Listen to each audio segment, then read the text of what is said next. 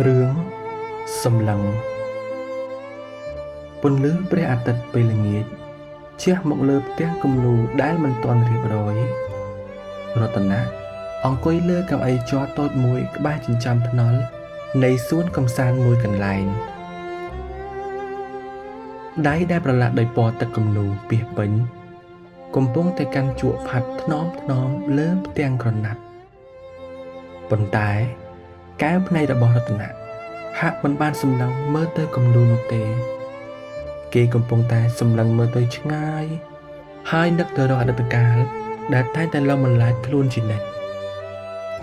រតនាយើងបែកគ្នាទៅ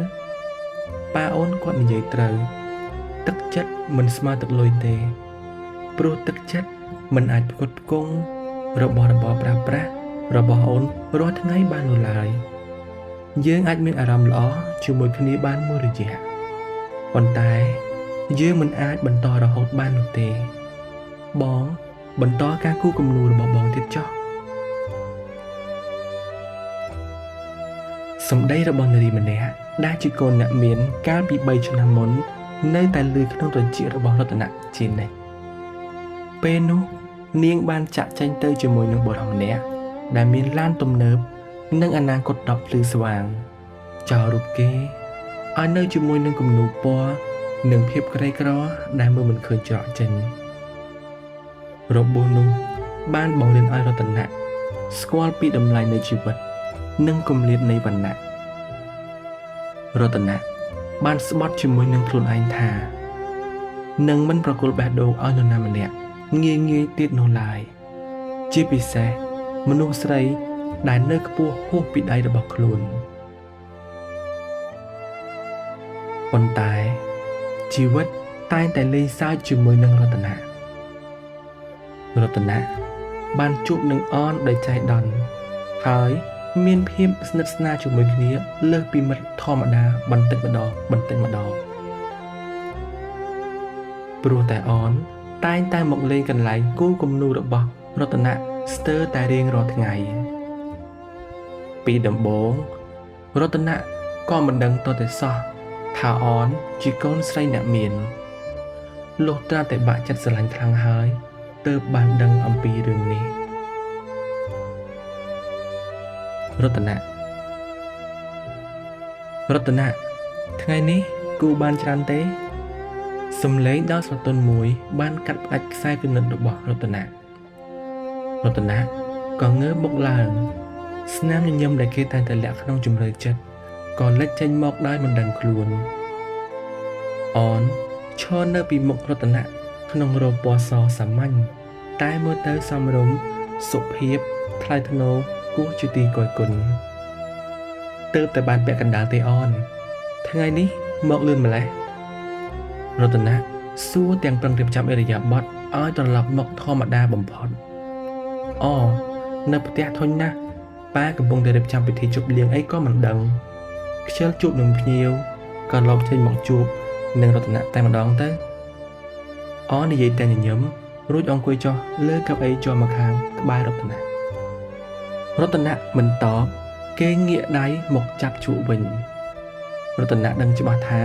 កម្មវិធីជប់លៀងនោះគឺជាកម្មវិធីអ្វីវាជាកន្លែងសម្រាប់អ្នកមានកម្រិតដូចជានាងមិនមែនជាកន្លែងសម្រាប់អ្នកគូរគំនូរតាមចិញ្ចើមថ្នល់ដូចជាគេនោះឡើយ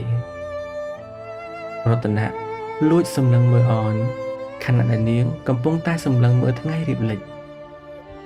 កែវភ្នែករបស់នាងមានអ្វីមួយយ៉ាងដែលរតនាមិនអាចទាយដឹងជួនកាលនាងហាក់ដូចជាចង់និយាយអ្វីមួយយ៉ាងមកកាន់គេប៉ុន្តែនាងក៏បែរជាស្ងប់ស្ងាត់ដូចជាសមុទ្រដែលគ្មានខ្យល់រតនាហៅឈ្មោះនាងថ្នមនាងងាកមកសម្លឹងចំកែវភ្នែករបស់គេរតនាភ័យគេប្រញាប់ងាកភ្នែកចេញគឺខ្ញុំចង់សួរអនថាហេតុអីបានជាអនចូលចិត្តមកទីនេះអនគួរទៅកន្លែងដែលស្អាតជាងនេះហើយសប្បាយជាងនេះទៅត្រូវទឹកមុខរបស់អន ប្រែជាស្រងោតស្រងាត់ភ្លាមគ្រាន់តែឮសំឡួរនេះនាងងាកមុខចេញរួចនិយាយតិចថាកន្លែងដែលស្អាតមិនប្រកាសថាជាកន្លែងនៃកក់ក្ដៅទេរតនៈនៅទីនេះខ្ញុំមានអារម្មណ៍ថាខ្លួនឯងមានភាពកក់ក្ដៅជាងនៅឯផ្ទះធំនោះនិយាយហើយអនលោកដៃមកបំរុងនិងកាន់ដៃរតនៈដែលប្រឡាក់ដោយពណ៌តែភ្លាមនោះរតនៈក៏បានដកដៃចេញយ៉ាងលឿនដើម្បីយកក្រណាត់មកជូតនឹងជក់អនសំកាំងដៃលើអាកាសមួយសន្ទុះមុននឹងដកដៃមកវិញយឺតនាងក្រោកឈររួចក៏ញញឹមបែបបង្ខំខ្ញុំទៅវិញហើយខ្ញុំមានការរវល់បន្តិចរតនៈសម្លឹងមើលខ្នងរបស់នាងដែលដើរចេញទៅយ៉ាងយកចិត្តទុកដាក់រតនៈដឹងថាគេបានធ្វើឲ្យនាងខកចិត្តតែគេគ្មានជំរឿទេរតនៈខ្លាចថាបើសិនជាគេបណ្ដាលខ្លួនឯងឲ្យលងស្រឡាញ់នាងកាន់តែខ្លាំងជាងនេះគេនឹងត្រូវជួបការឈឺចាប់ដូចជាការពីមុនម្យ៉ាងទៀតប្អូនប្រុសរបស់គេក៏ទើបតែទូរស័ព្ទមកប្រាប់ថាម្ចាស់ផ្ទះជួលមកទារលុយជំពាក់3ខែហើយភាពក្រីក្រនេះហើយគឺជាច្រវាក់ចងដៃចងជើងមិនឲ្យឈានទៅក្បែរនាងបានមួយសប្តាហ៍កន្លងផុតទៅអនមិនដែលមកទីនេះទៀតទេរតនៈអង្គុយគូគំនូទាំងចិត្តមិននៅនឹងខ្លួនរាល់ពេលដែលមានសម្លេងឡានទំនើបបើកកាត់ម្ដងរតនៈតែងតែសម្លឹងមើលដោយក្តីសង្ឃឹមប៉ុន្តែទាំងនោះវាមិនមែនជាឡានរបស់អនឡើយល្ងាចមួយខណៈពេលដែលមេឃកំពុងរកកល់នឹងភ្លៀងអនក៏លេចមកឡើងតែលើកនេះនាងមិនបានមកតែម្នាក់ឯងទេមានបុរសម្នាក់ទៀតក្នុងឈុតអាវធំរូបរាងសង្ហាដើរមកជាមួយនាងរតនៈឃើញអនចង្អុលបង្ហាញគំនូររបស់គេទៅកាន់បុរសម្នាក់នោះឃើញបែបនេះរតនៈមានអារម្មណ៍ថាដូចជាមានដុំថ្មមួយដុំដុតធំមកសង្កត់លើទ្រូងប៉ុន្តែគេក៏នៅតែប្រឹងញញឹមដើម្បីទទួលភ្ញៀវរតនៈនេះជាបងសង្ហាជាកូនប្រុសមិត្តភក្តិរបស់ប៉ាខ្ញុំគាត់ចង់ទិញគំនូររបស់រតនៈខ្លះយកទៅតាំងនៅការិយាល័យអនណែនាំដោយសំឡេងស្ងួតបាទជំរាបសួរលោករតនៈលើកដៃសំពះបុរសម្នាក់នោះសម្លឹងមើលគំនូររួចងក់ក្បាលស្នាដៃល្អតាំងពីផ្ទាំងនេះលក់ប៉ុន្មានដែរត្រឹមតែ$50ទេបាទរតនៈឆ្លើយបុរសនោះដកលុយ$100ហុចឲ្យមិនបាច់អាប់ទេចាត់ទុកថានេះជាការលើកទឹកចិត្តគាំទ្រដល់សិល្បករក្រីក្រទៅចោះពាក្យថាក្រីក្របានចាក់ទម្លុះបេះដូងរបស់រតនៈស្ទើរតែធ្លុះធ្លាយរតនៈសម្លឹងមើលអនប៉ុន្តែ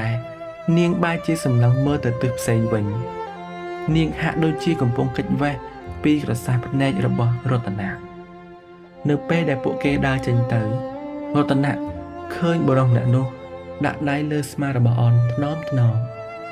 ហើយនាងក៏មិនបានរុញចេញផងដែរយប់នោះរតនៈមិនអាចសម្រានលក់ឡើយគេសម្លឹងមើលលុយ$100នោះរួចក៏យំដោយគ្មានសំឡេងរតនៈយំមិនមែនដោយសារតែភាពក្រទេតែគេយំដោយសារតែគេបានដឹងច្បាស់ថាការខិតខំរបស់គេកន្លងមកវានៅតែមិនគ្រប់គ្រាន់ដើម្បីឈោងចាប់អនឲ្យបានភ្លៀងរលឹមស្រេចចាប់ដើមធ្លាក់មកលើចិញ្ចើមថ្នល់ដ៏ឯកោរតនៈប្រញាប់ប្រមូលផ្ទាំងគំនូរទុកទាំងញ័រដៃទត្រើតរឿងដែលនឹកស្មានមិនដល់ក៏បានកើតឡើងដំណឹងមកពីមន្ទីរពេទ្យថាម្ដាយរបស់រតនៈត្រូវវះកាត់ជាបន្ទាន់វាបានធ្វើឲ្យពិភពលោក របស់រតនៈរលីខ្ទេចខ្ទីលុយ$100ដែលគេធ្លាប់មានអារម្មណ៍ថាជាការប្រមាថឥឡូវនេះសូម្បីតែថ្លៃសម្រាប់ព្យាបាលរបស់ម្ដាយមួយយប់ក៏មិនគ្រាន់ផងស្ថិតក្នុងស្ថានភាពដ៏ទាល់ច្រកនេះអនក៏បានលេចមកឡើងម្ដងទៀតនាងឈរនៅពីក្រោមឆ័ត្រពណ៌ខ្មៅសម្លឹងមករតនៈដែលកំពុងទទឹកជោគកែវភ្នែករបស់នាងក្រហមឆ្អិនឆ្អៅហាក់ដូចជាទើបតែនឹងឆ្លងកាត់ការយំយ៉ាងខ្លាំងពួកគេទាំងពីរសម្លឹងមុខគ្នាកណ្ដាលដំណក់ទឹកភ្លៀងនាពេលនោះម្នាក់មានតែភាពស្ងៀមស្ងាត់ប៉ុន្តែពោពេញដោយភាពឈឺចាប់រៀងខ្លួនអនដើរចុះមកក្បែររួចហុចឆាត់ឲ្យរតនៈជួយកាន់នាងមិននិយាយអ្វីទាំងអស់គ្រាន់តែផ្អែកក្បាលទៅលើទ្រូងរបស់រតនៈថ្នមរតនៈបិទភ្នែករួចអោបនាងត្រឡប់ទៅវិញដោយភាពទន់ភ្លន់បំផុតវាមិនមែនជាការអោបដើម្បីចាប់ផ្ដើមស្នេហាថ្មីនោះទេប៉ុន្តែវាជាការអោបដើម្បីលួងលោមដួងព្រលឹងដែលកំពុងតែរងទុក្ខទាំងពីរខ្ញុំដឹងពីទុក្ខលំបាករបស់អនរតនៈខ្សឹមតិចអនមិនឆ្លើយតាមរយៈដង្ហើមញាប់ក៏អាចបញ្ជាក់ឲ្យដឹងថានាងកំពុងតែយំយ៉ាងខ្លាំងខណៈពេលដែលពួកគេកំពុងតែស្ថិតនៅក្នុងរង្វង់ដៃគ្នាសំឡេងស៊ីផ្លេឡានទំនើបមួយក៏បានបន្លឺឡើងសង្ហាបានចុះដើរពីលើឡានរួចសម្លឹងមើលទៅកាន់រតនៈជាមួយនឹងក្រសែភ្នែកដែលពោពេញទៅដោយអំណាចគេដើរមកឈរពីមុខអ្នកទាំងពីររួចហុចស្រាមសម្បត្តិក្រាស់មួយឲ្យរតនៈនេះជាថ្លៃវះកាត់របស់ម្ដាយឯងហើយក៏ជាថ្លៃដែលឯងត្រូវចាក់ចេញពីទីនេះជារៀងរហូតសង្ហានិយាយដោយទឹកមុខត្រជាក់ស្រឹបរតនៈញ័រដៃគេសម្លឹងមើលស្រាមសម្បត្តិដែលតំណាងឲ្យជីវិតរបស់ម្ដាយគេរួចសម្លឹងមើលទៅអនដែលកំពុងតែឈរយំនៅក្បែរនោះអនមិនបាននិយាយហាមឃាត់ទេនាងគ្រាន់តែសម្លឹងមើលកាបភ្នែករបស់រតនៈនាងដឹងថារតនៈគ្មានជម្រើសឡើយបើសិនជាគេជ្រើសនាងម្ដាយរបស់គេនឹងត្រូវស្លាប់បើសិនជាគេជ្រើសយកម្ដាយតែបើសិនជាគេជ្រើសរើសយកម្ដាយគេនឹងត្រូវបាត់បង់នាងជារៀងរហូត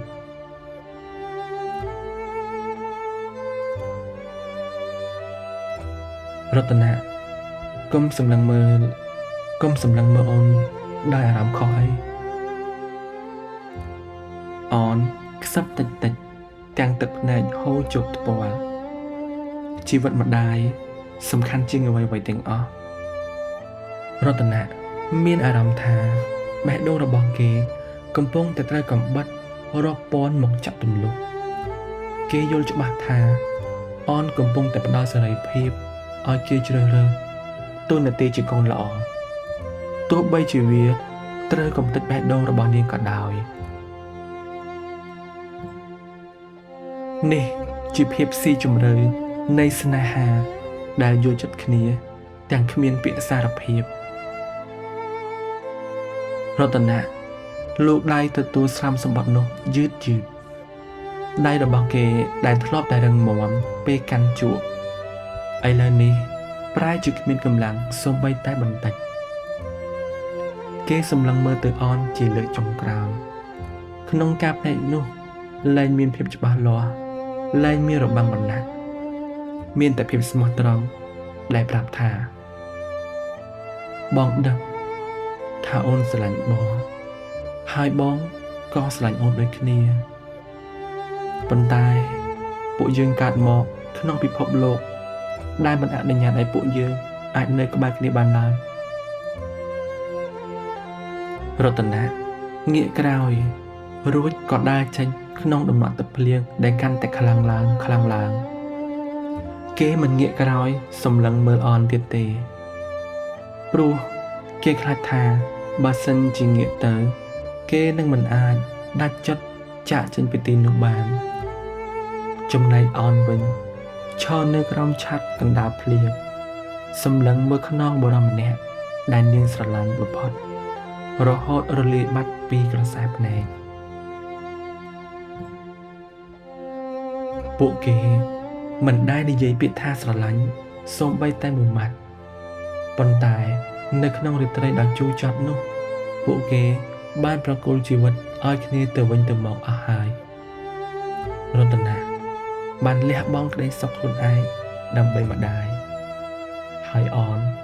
ក៏បានលះបង់ស្នេហាខ្លួនឯងដើម្បីឲ្យមនុស្សដែលនាងស្រឡាញ់ធ្វើជាកូនកតញ្ញូការសម្លឹងចុងក្រោយរបស់ពួកគេគឺជាការសារភាពស្នេហ៍ដ៏ធំបំផុតដែលមិនចាំបាច់ប្រើភាសានិយាយ